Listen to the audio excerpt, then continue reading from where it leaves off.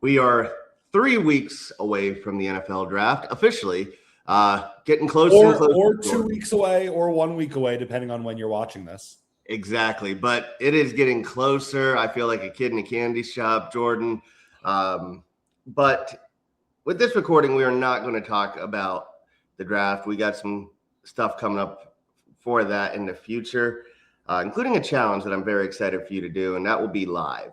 But Jordan, I know you've been traveling on when you're listening. Yeah. I know you've been traveling a little bit, so you missed, but this week has been the owners and the GM meetings and coaches too. So we got to see Jeff Hafley do the coaching drinking hour with Joe Glazier that he does every year. Jeff Hafley looks like he would be a good time at a barbecue. He does. And the other thing that came out that has been almost weekly occurrence now is the Jon-Eric Sullivan interviews with Jordan. I kid you not. I feel that in 3 months, Sully has talked to the media, both local and national, more than Chris Greer did in 10 years. Yeah.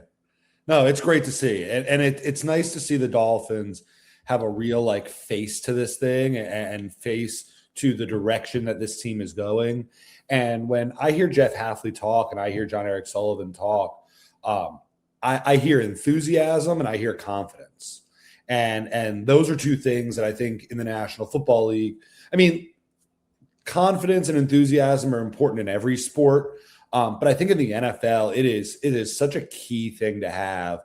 And it's great to see a real sense of direction and a real sense of this thing is, hey, look, it might take a couple years to get there. But I think at the very least, the identity of this football team is going to change immediately. Yeah.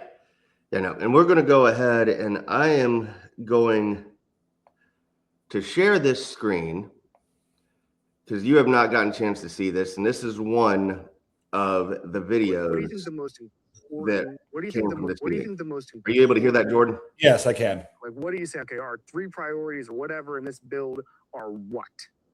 Yeah, I think when you come through the door, you got to look at your veteran players and whose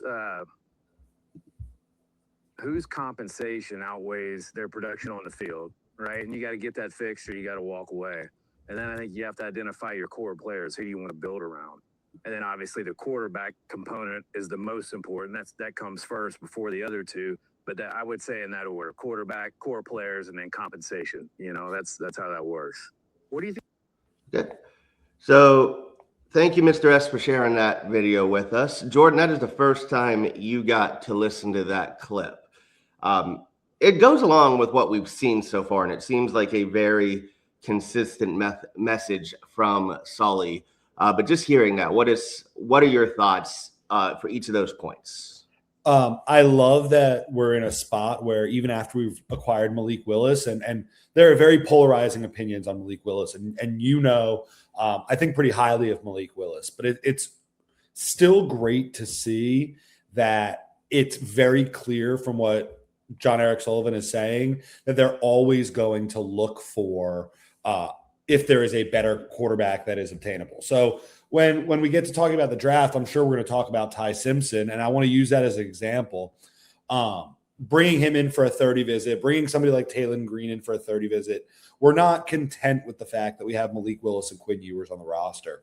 I think that over the next couple of years, and even if we get to the point where we draft a quarterback in 2027 and we think that's the guy and he has a good start to his career, I think that Sully and Half are always going to be evaluating the quarterback position and continuing to bring guys in the building. And I think that's so refreshing for a team that, was there a quarterback drafted between Tua essentially getting drafted and Ewers and Tannehill and Tua? It seems like we've had 14, almost 15 years of very limited drafting at the quarterback position. And to me, in a quarterback league, that's so refreshing.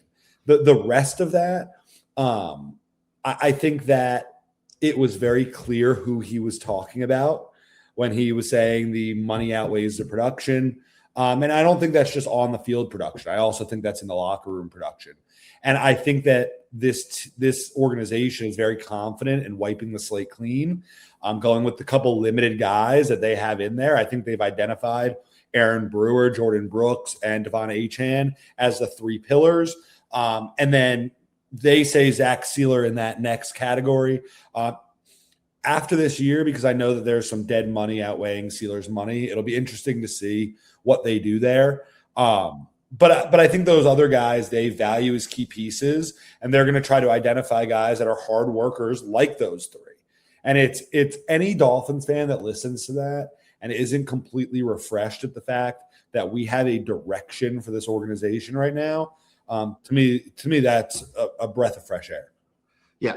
And there is a clip. I was looking for it, and I apologize, Mr. S. It's farther down the timeline, so I couldn't find it. But he was flat out asked by the Florio and Sims. I was going to say the show name, but I couldn't remember what show they host because I don't watch it. But he was asked about the Waddle trade, and he said, look, Waddle's 27. By the time we were going to compete, he may not be where we want him to be. He's going to want a new contract. Absolutely. So you got to do right by him.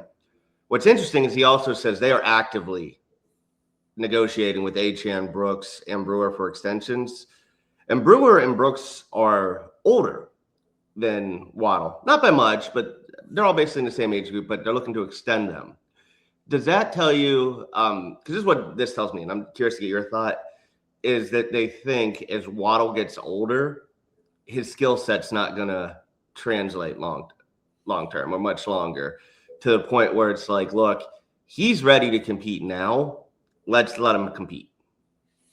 Yeah, I think that, first of all, when you're talking about guys like Brooks and Brewer, I think that the way the two of them play as they get older, and not much older, we're talking about the next 3 to 4 years of their life, and which still puts them at what? Jordan Brooks will be 31. Aaron Brewer will be 31 in 3 years. So you're talking about guys when they're 32, 33 years old. I think that their games are going to develop very well as they get older.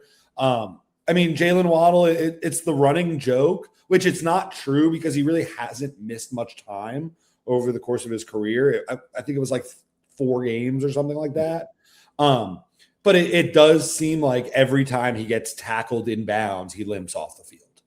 Yeah, it showed. We used to go crazy over it, how we always felt like sometimes Mike McDaniel's offense would take him off the field when they were running the ball. So little things like that tell me that if you're giving a guy top 20 money at his position, probably top 15 money at his position, if not top 10, that he's got to be a guy that you feel consistently can play at that level. We have a draft coming up that you and I and everybody and their mother from every team is in love with this wide receiver class. We're definitely going to add 2 or 3 guys from this class. We're already talking to Jawan Jennings, who is a bigger receiver. We added Jalen Tolbert. We added Tutu, who I'm sure the organization looks at Tutu and Malik Washington and envisions one of them not replicating Jalen Waddle's production, but what they viewed him in the offense. And you got a first-round pick for it, which it's invaluable. So, and now you have 7 picks in the top 3 in the top 100. It just, to me, when you looked at the terms of the Waddle deal, it was almost too good to be true for the Dolphins. Yeah. And talking about wide receivers, there's clips out there. I will look to see if I can find them right now. But both Hafley and Sully flat out said, look, we have a draft coming up. We are going to add people, see who the pieces are when we get there. Brett, you and I talked about, while you find the video, for months.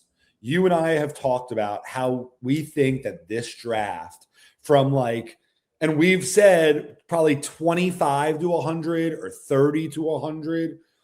There are a lot of solid starters in that range. When you look at the Dolphins roster right now, this roster looks a lot different when we add 7 players to this roster that are going to play this upcoming season.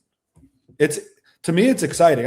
We might not be good this year, but they have an opportunity to really set a good foundation. Yeah. Real quick, here is Sully talking about extending Achane. And we talked about this, but just to give you the idea so you can get the so that you can just kind of hear it and see what he says and react from that. And you can see he compares him to work done. To get a deal done with Devon. He's a difference maker as a player. We are in talks. We're trying to get that done. It's a priority to us. He is a building block for us as we move forward. What about him makes you believe that? I think he's a rare player. His feet, his acceleration, his ability to play on all three downs. He's a very good pass catcher. He reminds me a lot of a guy that I played with in high school by the name of Ward Dunn, who went on to have a marvelous career. Maybe it's the Look at you, Mr. Louisiana. maybe it's the 28 that he wears on his back, which wore forever. And but I see a lot of similarities now. Now Ward did it for a decade, and neither one of them are big guys. So I think if Devon was sitting here, he'd be the one to tell you. Like, I think that's going to be the question for him. Can he be as durable as Warwick was over time? But he's a marvelous player. We want to move forward with him. It's important to us to get a deal done. He's part of the future. All right. So You hear that too, and that does kind of that does probably give people a little bit of relief after all the talk of HM being gone. But there's also a clip out there where he says, "Look, you don't know what people are going to offer until you pick up that phone." Yeah, it's funny. While he was talking and I saw him say Warwick Dunn, I just looked up really quickly games played by Warwick Dunn throughout his career. From his age 29 to 33 season, Warwick Dunn played 16, 16, 16, 16, 15 games. And that's how he finished his career. So I agree. And the Packers have kind of shown paying Josh Jacobs that they can work in, and we're going to have so much money next year and in 2028 that I think in 2028, when you look at what the salary cap is, I bet we're going to be pretty happy with the deal that we have with Devon Achane. Yeah, and it's been talked about a lot. One of the reasons we have so much dead money now is intentional. They're trying to just rip that Band-Aid off as quickly as possible. Absolutely, as they should. Yep. Now, of us kicking the can down the road. Yeah. Now here is Sully talking about building a roster. So get your opinions on this too. And it goes over what he learned in his time with Green Bay and what he's taken here. It's a good question. The biggest change in football affects, I would say the way that they protect the quarterback. Yeah. You know what I mean? I think that's a huge difference between the football that we knew when we grew up, you know? Would you agree? The thing I think about a lot is the prospects who come in now don't know the downside of holding on to the ball too long. Sure. Here's what I mean, but you know what I'm saying? Yeah. If you held on to the ball too long in 1989, Yeah. you were going to get driven into concrete, barely concealed concrete, and you were going to dislocate your shoulder. Okay? Right. And now the way these kids now, and this is a good thing. Sure. Quarterbacks healthier. Absolutely. Yeah. Is that they come in now and they don't have the internal clock is maybe a little slower because they don't know the downside of holding the ball. And so now you see these prospects throw the ball. Yeah. Throw the freaking ball. The league is better when the premier quarterbacks across the league are playing. There's no doubt about it. But that is obviously a significant difference in football of the past and football in 2026. Okay. I'm waiting really quick because I'm trying to look something up, and the powerful tool of AI is thinking. But yeah, I think that when you hear him say protect the quarterback, and I would have liked to hear him go on a little bit, but I just think that it's such a breath of fresh air because, as I keep saying, there's a direction to this. Brett, in 1989, the number wasn't necessarily tracked, but it seemed that a quarterback had between 3.3 and 3.5 seconds to throw. And now a quarterback has roughly between 2.7 and 2.9. So to the point that the guy that Sully was talking to the point he was making, I think quarterbacks have even less time to throw right now, which make it harder. But not only does that show that he wants to protect the quarterback, it shows he wants to get after the quarterback, which is Hafley's job. And I think we're going to do a decent job at it. Yeah. No, it is interesting to see that. It leads me more and more to believe that we are getting a offensive lineman early. I would probably say 11 is the favorite for it. And a part that wasn't clipped, he flat out said, we have 2 starters locked in. Patrick Paul, Aaron Brewer. He complimented Austin Jackson, said he's a good right tackle, but he flat out said he has to be healthy. He likes Jonah's potential, and he says, even Jonah will tell you, he's got to be more consistent. He's got to be better. So it really sounds like right guard is going to be a competition. Maybe it's moving Jonah over there. I know that's something that's going very viral right now. But he does understand. He is preaching the part. But I think the other thing from the draft perspective we all got to know is it's not about forcing a pick. Like, would I like Spencer Fano? Absolutely. Will he be there? Who knows? Would I love Francis Mawanoa? Absolutely. But there's rumors he's the favorite to go to the Cardinals at number 3. I've thought that. Would I like Vega Iwani? Sure. I have questions about how he fits into the team. Then you're looking at the second level guys.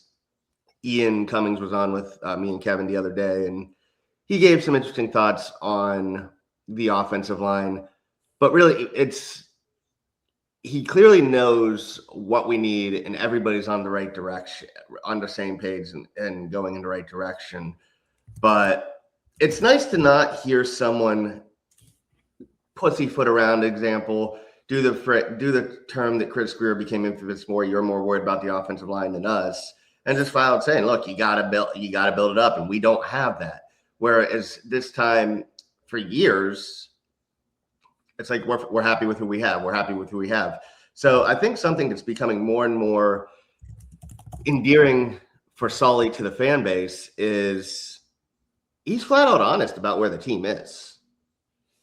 And that's a breath of fresh air. I want to go back to something for a second, because you and I talked about this after draft night when we took Savanaya, 7A, whatever it is, when we took Jonah.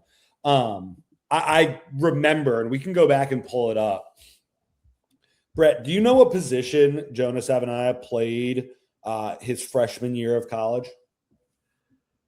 I don't know his freshman, but I know he was a right tackle his final year. So his freshman year, he was a right guard for 80 to 90% of the snaps, and he kicked out to right tackle for about 10 to 20%. His sophomore year, he played right tackle. His sophomore year, he played right guard. His junior year, he played right tackle. Okay, so you see a pattern there? So explain to me why, when you draft the player, you say, oh, no, we're going to pencil him in at left guard. Put him where he was good. These people evaluated him for 4 years and told you that they felt he was better on the right side. Yeah. I always think back to when we had Richmond Webb on. And that was one of my favorite episodes because I learned so much about offensive line play that day. One thing I learned is that it's very difficult to switch sides. So the guy's good on the right side, leave him on the right side. Yeah. No, I do agree with that. I forget who it was, but I remember someone said it's like learning to wipe your ass with your non-dominant hand. Yes. And it's just so different. The balance is off. And I think, and this is a point I tried to make all year, last year, and I'm not saying that Jonah should be penned in. He can be penciled in as a starter somewhere on the line right now if you really want, because he's young. But all of his mistakes came from a guy who just looked uncomfortable. Yeah. And the responses we got from coaching staff is just, you just have to let him you just have to let him go through the struggles. But at what point does that become a detriment not only to the team, but to the player himself? And Eric Smith has brought that up a lot. At some point, it's like, look, even Eric, who's very, very kind to offensive linemen because of his background, even Eric said, look, at some point, it's what we were doing was not beneficial to him as a player. Right. I do think that we're going to add an offensive lineman in the first 2 days, if not the first day.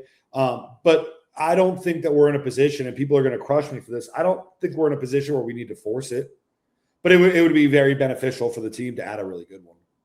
Okay. Now, here's a quote. I want to go to a Jeff Hafley one, and Mr. S is going to get mad at me because of the user I am bringing up for, but I couldn't find it on our stream. But here is something from Jeff Hafley that I don't think we heard enough from Mike McDaniel. We kind of heard it from Brian Flores. We never heard it from Sperano. So this is a video I would definitely like to get your hopes on. And this is one I think should excite fans too. And this is Hafley. I think you set a standard and you talk to the players about what the expectation is and you hold them to it. And you make it very black and white is these are the things we talked about together. This is the standard that we want. This is how we're going to hold each other accountable, and then we're going to hold you to it. It's not going to be, hey, this is what we say we want, but then we're going to not show up on time, and we're not going to put in the extra work, and we're not going to do the little things that we're saying. That's not how it's going to work. It's going to be a shared vision, and then my job and our job as coaches is to hold them to that. Because if you're telling me you want to be up here and be this great, okay, well, this is what we're going to do. We're going to sit down and have that conversation. And then don't get mad at me when it's 110 degrees and you don't feel like doing it anymore. I'm going to make you do it because you told me when you were comfortable in this meeting room in air conditioning that that's what you wanted. And I'm going to remind you of that. And I think that's a really good example is tell me how great you want to be. Tell me what your goals are. I'm going to do everything in my power. So you better be on time or then you're full of it. That's not what you want. And then be very direct and honest with the players and don't give them any gray area. And I think the players, all the great ones that I've been around, they respect that. And it's not like a demeaning thing at all. It's I'm going to be demanding and I'm not going to demean them. I'm just going to push them because they're going to want to be great. I love that, man. Yeah. Brett, I want you to do something for me. I want you to play like the first 30 to 35 seconds of that again. And I want to count the amount of times Jeff Hafley says the word we or the word shared or the word our. I want you to play it one more time. All right. Let me pull that up. Because those are words that leaders use. Okay. What is going on your page, Brett? Your YouTube? It's One Piece YouTube. Oh. Uh-oh, Brett. Did it not? I thought I shared the right page. I apologize there.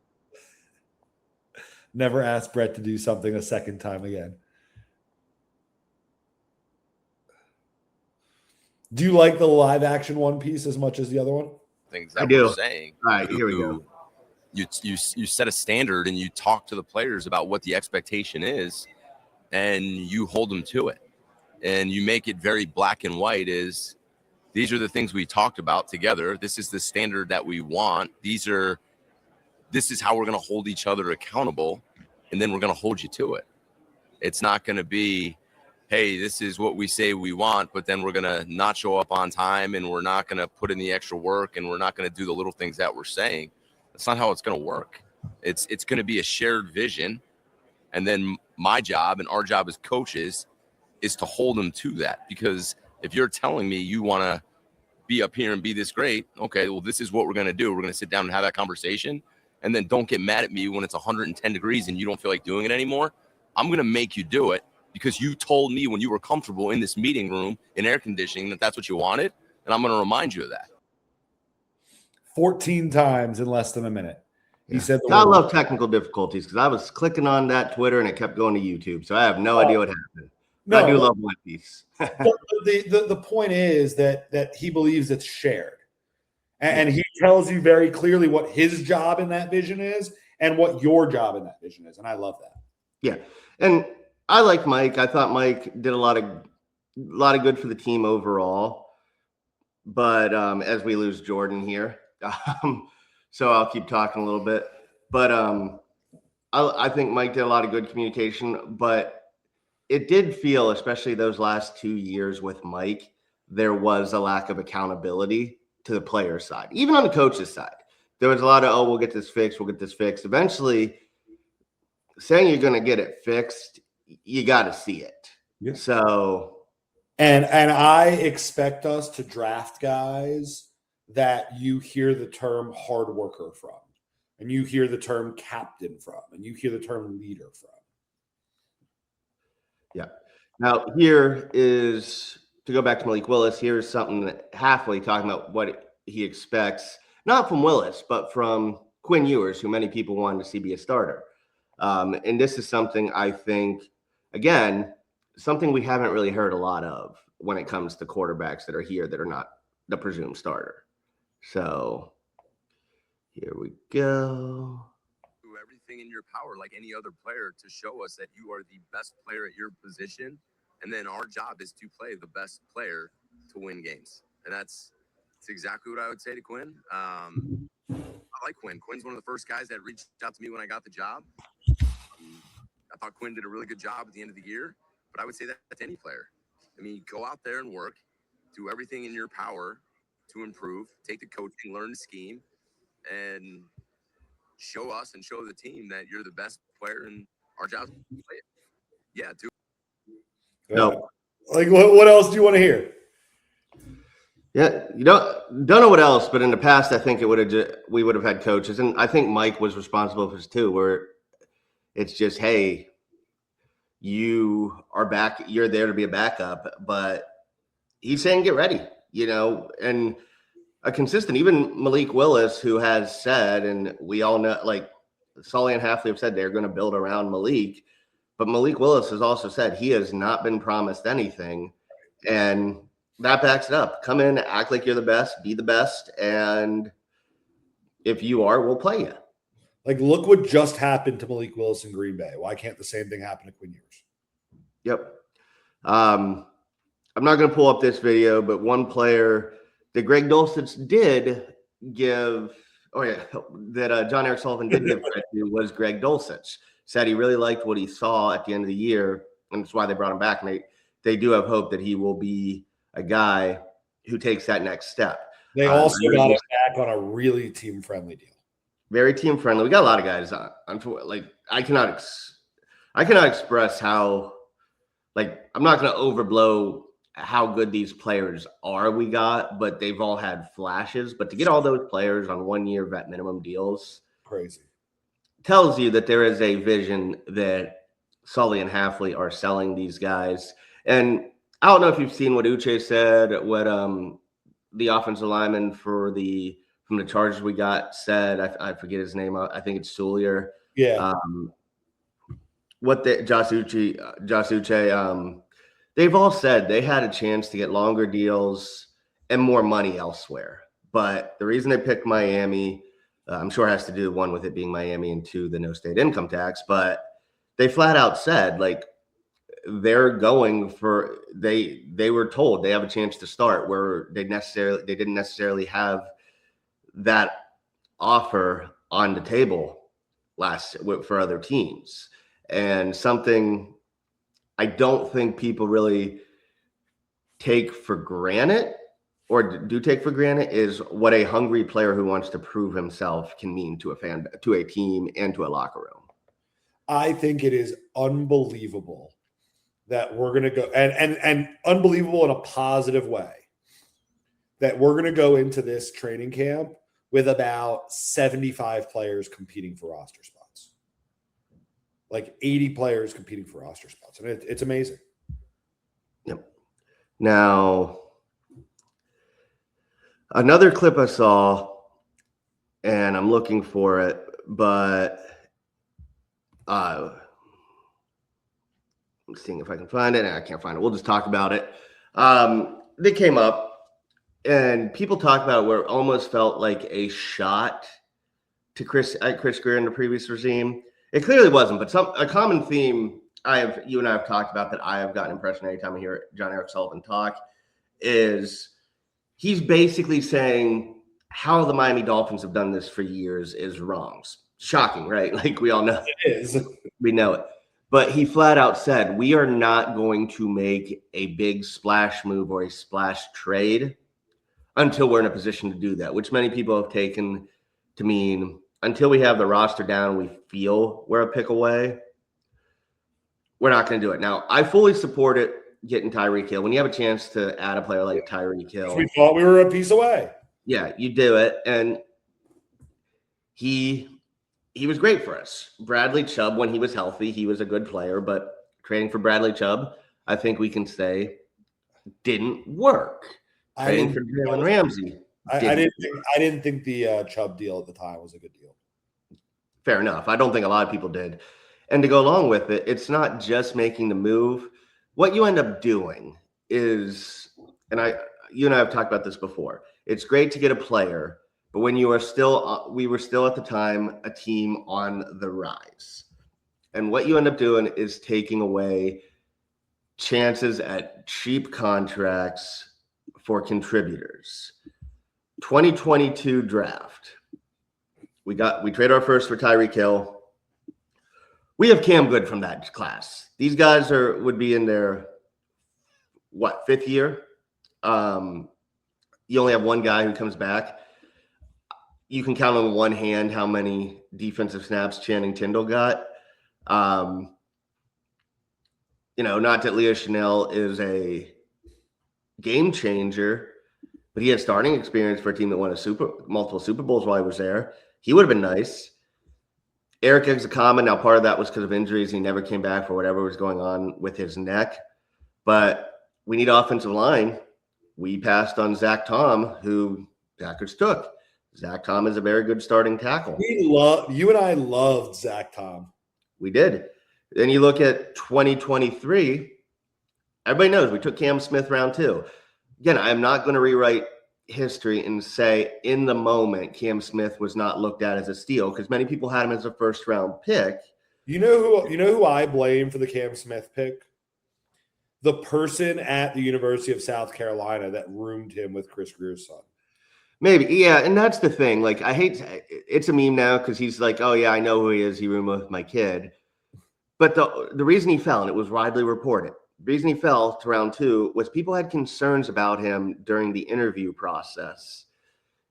We find out last year, yeah, he still doesn't know how to take care of himself. You get Achane, great. Mike McDaniel wanted Achane in round 2. But again, failure. You have one player from that draft.